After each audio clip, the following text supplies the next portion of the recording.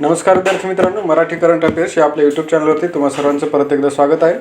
आजच्या व्हिडिओमध्ये आपण 16 जानेवारी 2022 रोजीचे महत्त्वाचे करंट अफेअर्सचे प्रश्न पाहणार आहोत. तत्पूर्वी जर आपण चॅनलवरती नवीन असाल तर चॅनलला लगेच सबस्क्राईब करून घ्या आणि शेजारी असणारे बेल आयकॉनचे बटन दाबायला विसरू नका, जेणेकरून येणारे नवीन व्हिडिओचे अपडेट तुम्हाला वेळच्या वेळी मिळत राहतील. चला तर मग आजच्या व्हिडिओला सुरुवात करूया. आजचा आपला पहिला प्रश्न आहे, अनुसूचित जाती व जमाती अत्याचार प्रतिबंधक कायदा 1989 नुसार नुकतेच चौकशी करण्याचे अधिकार कोणाला देण्यात आले आहेत? प्रश्न काय आहे? अनुसूचित जाती व जमाती अत्याचार प्रतिबंधक कायदा 1989 अनुसार नुकतेच चौकशी करण्याचे अधिकार कोणाला देण्यात आले आहेत? तर या प्रश्नासाठी पर्याय आहेत. पहिला पर्याय आहे पोलीस निरीक्षक, दुसरा पर्याय सहाय्यक पोलीस निरीक्षक, तिसरा पर्याय पोलीस उपनिरीक्षक आणि चौथा पर्याय आहे पर्याय क्रमांक 1 व 2 बरोबर. तर या प्रश्नाचं योग्य उत्तर आहे पोलीस निरीक्षक आणि सहाय्यक पोलीस निरीक्षक यांना नुकतेच ॲट्रॉसिटी ॲक्टची चौकशी करण्याचे अधिकार देण्यात आले आहेत. म्हणजे ॲट्रॉसिटी ॲक्ट खाली नोंदणी झालेल्या प्रकरणाची चौकशी करण्याचा अधिकार देण्यात आलेला आहे. कोणाला? तर पोलीस निरीक्षक आणि सहाय्यक पोलीस निरीक्षक यांना हे अधिकार नुकतेच देण्यात आले आहेत. म्हणून या प्रश्नाचं योग्य उत्तर आहे पर्याय क्रमांक 4 1 व 2 बरोबर. तर या प्रश्नाबद्दल अधिकची माहिती जाणून घेऊया. नुकतेच कायदा व न्याय विभागाने अनुसूचित जाती व जमाती अत्याचार प्रतिबंधक कायद्यानुसार नोंदणीकृत प्रकरणांची चौकशी करण्याचे अधिकार पोलीस निरीक्षक व सहाय्यक पोलीस निरीक्षक यांना दिलेले आहेत. दुसरा मुद्दा आहे, यापूर्वी हे अधिकार फक्त सहाय्यक पोलीस आयुक्त किंवा सहाय्यक पोलीस अधीक्षक पेक्षा वरच्या पदावरील अधिकाऱ्यांना चौकशी करता येत असे. मात्र आता हे अधिकार पोलीस निरीक्षक आणि सहाय्यक पोलीस निरीक्षक यांना देखील देण्यात आले आहेत. आणि हे असं का करण्यात आलेलं आहे? तर या मागचं कारण असं देण्यात आलेलं आहे की प्रलंबित प्रकरणाचे प्रमाण मोठ्या प्रमाणावर वाढल्याने हा निर्णय घेण्यात आलेला आहे. हे आपल्याला लक्षात ठेवायचं आहे. पुढचा प्रश्न घेऊया. हा प्रश्न खूप महत्त्वपूर्ण आहे. ऑक्सफर्ड विद्यापीठातून प्रथम डी.फिल मिळवणाऱ्या कोणत्या भारतीय व्यक्तीचे नाव बॅलियोल कॉलेजच्या इमारतीला देण्यात आलं आहे? प्रश्न काय आहे? ऑक्सफर्ड विद्यापीठातून प्रथम डी.फिल मिळवणाऱ्या कोणत्या भारतीय व्यक्तीचे नाव बॅलियोल कॉलेजच्या इमारतीला देण्यात आलेलं आहे? तर या प्रश्नासाठी पर्याय आहेत. पहिला पर्याय लक्ष्मण कुमार, दुसरा पर्याय लक्ष्मण कपूर, तिसरा पर्याय लक्ष्मण ठाकूर आणि चौथा पर्याय डॉक्टर लक्ष्मण स्वरूप. तर या प्रश्नाचं योग्य उत्तर आहे पर्याय क्रमांक 4 डॉक्टर लक्ष्मण स्वरूप यांचं नाव नुकतंच UK-मधील बॅलियोल कॉलेजच्या इमारतीला देण्यात आलेलं आहे. आणि असं करण्यामागचं कारण काय आहे तर ते आपण या स्लाईडच्या माध्यमातून पाहूया. ऑक्सफर्डमधून प्रथम डी.फिल मिळवणाऱ्या भारतीय डॉक्टर लक्ष्मण स्वरूप यांच्या नावावर UK-मधील बॅलियोल कॉलेजच्या इमारतीचं नाव देण्यात आलेलं आहे. त्यानंतर दुसरा मुद्दा आहे डॉक्टर लक्ष्मण स्वरूप यांचा जन्म 1894 आणि मृत्यू 1946चा आहे.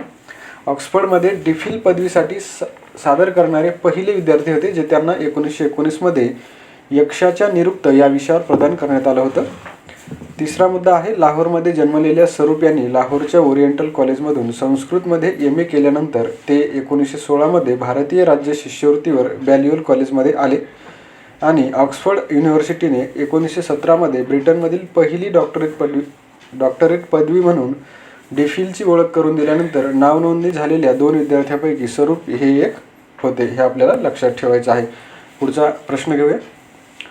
कोणत्या देशाने रेल्वेमधून क्षेपणास्त्राची चाचणी घेतली आहे? प्रश्न काय आहे? कोणत्या देशाने रेल्वेमधून क्षेपणास्त्राची चाचणी घेतली आहे? तर या प्रश्नासाठी पर्याय आहेत. पहिला पर्याय दक्षिण कोरिया, दुसरा पर्याय चीन, तिसरा पर्याय रशिया आणि चौथा पर्याय उत्तर कोरिया. तर योग्य उत्तर काय आहे? पर्याय क्रमांक 4 उत्तर कोरिया. उत्तर कोरियाने नुकतेच रेल्वेमधून क्षेपणास्त्राची चाचणी घेतलेली आहे. हे आपल्याला लक्षात ठेवायचं आहे. पुढचा प्रश्न घेऊया. कोणत्या देशाने पहिल्यांदाच राष्ट्रीय सुरक्षा धोरण घोषित केलं आहे? प्रश्न काय आहे? कोणत्या देशाने पहिल्यांदाच राष्ट्रीय सुरक्षा धोरण घोषित केलेलं आहे? तर या प्रश्नासाठी पर्याय आहेत. पहिला पर्याय दक्षिण कोरिया, दुसरा पर्याय चीन, तिसरा पर्याय पाकिस्तान आणि चौथा पर्याय आहे रशिया. तर योग्य उत्तर आहे पर्याय क्रमांक 3 पाकिस्तानने नुकतंच त्यांचं पहिलं राष्ट्रीय सुरक्षा धोरण घोषित केलेलं आहे. हे आपल्याला लक्षात ठेवायचं आहे. पुढचा प्रश्न घेऊया. इंडियन ओपन बॅडमिंटन 2022 पुरुष एकेरीचा विजेता कोण? प्रश्न काय आहे? इंडियन ओपन बॅडमिंटन स्पर्धा 2022चा पुरुष एकेरीचा विजेता कोण आहे? तर यासाठी पर्याय आहेत. पहिला पर्याय किदंबी श्रीकांत, दुसरा पर्याय लोह किन येव, तिसरा पर्याय लक्ष्य सेन आणि चौथा पर्याय वरीलपैकी एकही नाही. तर प्रश्नाचं योग्य उत्तर आहे लक्ष्य सेन हा इंडिया ओपन बॅडमिंटन 2022 पुरुष एकेरीचा विजेता ठरलेला आहे. आता आपण लक्ष्य सेनबद्दल अधिकची माहिती पाहूया. तर वर्ल्ड बॅडमिंटन स्पर्धाचा विजेता लोह किनियोचा पराभव करून लक्ष्य सेन इंडिया ओपन स्पर्धा जिंकलेला आहे. हा एक महत्त्वाचा मुद्दा आहे. त्यानंतर आपण इंडिया ओपनबद्दल जाणून घेऊया. तर इंडिया ओपन ही वार्षिक बॅडमिंटन स्पर्धा आहे. भारतामध्ये 2008 पासून आयोजित केली जात आहे आणि पहिली स्पर्धा ही हैदराबादला झाली होती. 2022च्या इंडिया ओपन या स्पर्धा 11 ते 16 जानेवारी दरम्यान संपन्न झालेल्या आहेत आणि ठिकाण आहे नवी दिल्ली आणि या स्पर्धेचं बक्षीस जे आहे ते आहे $4 लाख हे आपल्याला लक्षात ठेवायचं आहे. पुढचा प्रश्न बघूया. इंडिया ओपन बॅडमिंटन स्पर्धा पहिल्याच वेळी सहभागी होऊन जिंकणारा लक्ष्य सेन कितवा खेळाडू ठरलेला आहे. हा देखील प्रश्न खूप महत्त्वाचा आहे की इंडिया ओपन बॅडमिंटन स्पर्धा पहिल्याच वेळी सहभागी होऊन जिंकणारा लक्ष्य सेन हा कितवा खेळाडू ठरलेला आहे. तर या ठिकाणी पर्याय आहेत. पहिला, दुसरा, तिसरा आणि चौथा हे पर्याय आहेत. तर या प्रश्नाचं योग्य उत्तर आहे लक्ष्य सेन हा दुसरा खेळाडू आहे ज्यानं की पहिल्यांदाच इंडिया ओपन बॅडमिंटन स्पर्धेमध्ये सहभागी होऊन विजेतेपद पटकावलेलं आहे. आणि या अगोदर अशी कामगिरी कोणत्या खेळाडूंनी केलेली आहे तर तो आहे किदंबी श्रीकांत याने या अगोदर अशी कामगिरी केलेली आहे की पहिल्यांदाच इंडिया ओपन बॅडमिंटन स्पर्धेत सहभागी होऊन विजेतेपद पटकावण्याची कामगिरी किदंबी श्रीकांत याने पहिल्यांदा केली आहे. आणि त्यानंतर आता दुसरा खेळाडू कोण बनला आहे तर लक्ष्य सेन हा दुसरा खेळाडू बनलेला आहे जो की पहिल्यांदाच इंडिया ओपन बॅडमिंटनमध्ये सहभागी होऊन विजेता झालेला आहे. हे आपल्याला लक्षात ठेवायचे. पुढचा प्रश्न घेऊया. इंडिया ओपन बॅडमिंटन स्पर्धा 2022चा पुरुष दुहेरीचे विजेते कोण आहेत. प्रश्न काय आहे इंडिया ओपन बॅडमिंटन स्पर्धा 2022चे पुरुष दुहेरीचे विजेते कोण आहेत. तर या प्रश्नासाठी पर्याय आहेत. पहिला पर्याय आहे लोह किन येव व किदंबी श्रीकांत, दुसरा पर्याय आहे लक्ष्य सेन व सात्विक साईराज रंकारेड्डी, तिसरा पर्याय आहे चिराग शेट्टी व लक्ष्य सेन आणि चौथा पर्याय आहे सात्विक साईराज रंकारेड्डी व चिराग शेट्टी. तर या प्रश्नाचं योग्य उत्तर आहे सात्विक साईराज रंकारेड्डी व चिराग शेट्टी यांनी नुकतीच इंडिया ओपन बॅडमिंटन स्पर्धेची पुरुष दुहेरीचं विजेतेपद पटकावलेलं आहे. हे आपल्याला लक्षात ठेवायचे.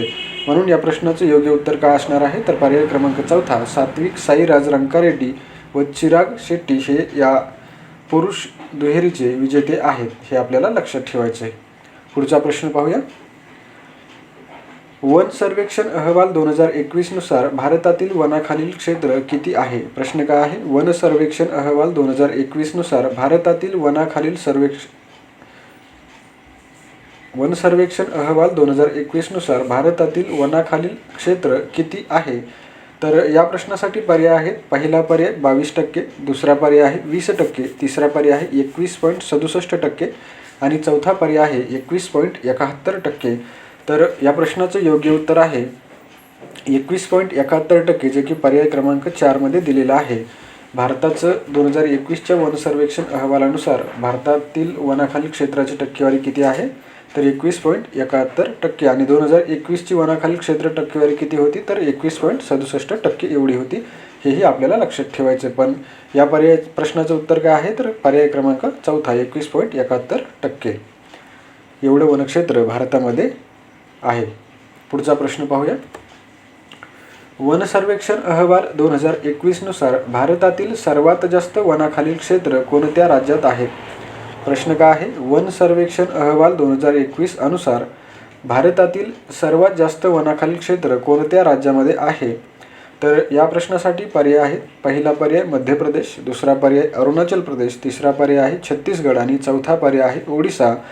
तर प्रश्नाचं योग्य उत्तर आहे सर्वाधिक वनक्षेत्र हे मध्य प्रदेश या राज्यामध्ये आढळलेलं आहे. कोणत्या सर्वेक्षणानुसार तर वन सर्वेक्षण अहवाल 2021 नुसार सर्वाधिक वनक्षेत्र मध्य प्रदेशमध्ये आहे. त्यानंतरचा क्रम येतो अरुणाचल प्रदेशचा. दुसऱ्या क्रमांकावरती अरुणाचल प्रदेश असून तिसऱ्या क्रमांकावर छत्तीसगड आणि चौथ्या क्रमांकावरती ओडिसा हे राज्य आहे. हे पण आपल्याला लक्षात ठेवायचं आहे. पण या प्रश्नाचं योग्य उत्तर काय आहे तर मग सर्वाधिक वनक्षेत्र भारतामध्ये मध्य प्रदेश राज्यामध्ये आहे. पुढचा प्रश्न पाहूया. वन सर्वेक्षण अहवाल 2021 मध्ये टक्केवारीनुसार भारतातील सर्वात जास्त वनाखालील क्षेत्र कोणत्या राज्यात आहे? प्रश्न काय आहे? वन सर्वेक्षण अहवाल 2021 मध्ये टक्केवारीनुसार भारतातील सर्वात जास्त वनाखालील क्षेत्र कोणत्या राज्यामध्ये आहे? तर या प्रश्नासाठी पर्याय आहेत. पहिला पर्याय आहे मिझोरम, दुसरा पर्याय आहे अरुणाचल प्रदेश, तिसरा पर्याय आहे मेघालय आणि चौथा पर्याय आहे मणिपूर. आता लक्ष द्या, मागच्या प्रश्नामध्ये आपण सर्वाधिक वनक्षेत्र विचारलं होतं, तर या प्रश्नामध्ये आपण वनक्षेत्राची टक्केवारी सर्वाधिक कोणत्या राज्यात आहे असं विचारलेलं आहे. त्यामुळे या प्रश्नाचं उत्तर आपल्याला लक्षपूर्वक ऐकायचं आहे आणि लक्षातही ठेवायचं आहे. तर वन सर्वेक्षण अहवालानुसार सर्वाधिक टक्केवारी ही मिझोरम राज्यामध्ये आढळलेली आहे आणि यामध्ये पहिल्या क्रमांकावर टक्केवारीनुसार मिझोरम हे राज्य आहे, दुसऱ्या क्रमांकावरती अरुणाचल प्रदेश आहे, तिसऱ्या क्रमांकावरती मेघालय आणि चौथ्या क्रमांकावरती मणिपूर हे राज्य आहे. हे पण आपल्याला लक्षात ठेवायचं आहे. तर योग्य उत्तर काय असणार आहे? मिझोरम या राज्यामध्ये सर्वाधिक वनक्षेत्राची टक्केवारी आढळलेली आहे. याचबरोबर आपले आजचे प्रश्न संपलेले आहेत. व्हिडिओ आवडला असल्यास व्हिडिओला लाईक नक्की करा आणि नवीन असाल तर सबस्क्राईब करा. चला तर मग भेटूया अशाच नवीन व्हिडिओमध्ये. तोपर्यंत धन्यवाद.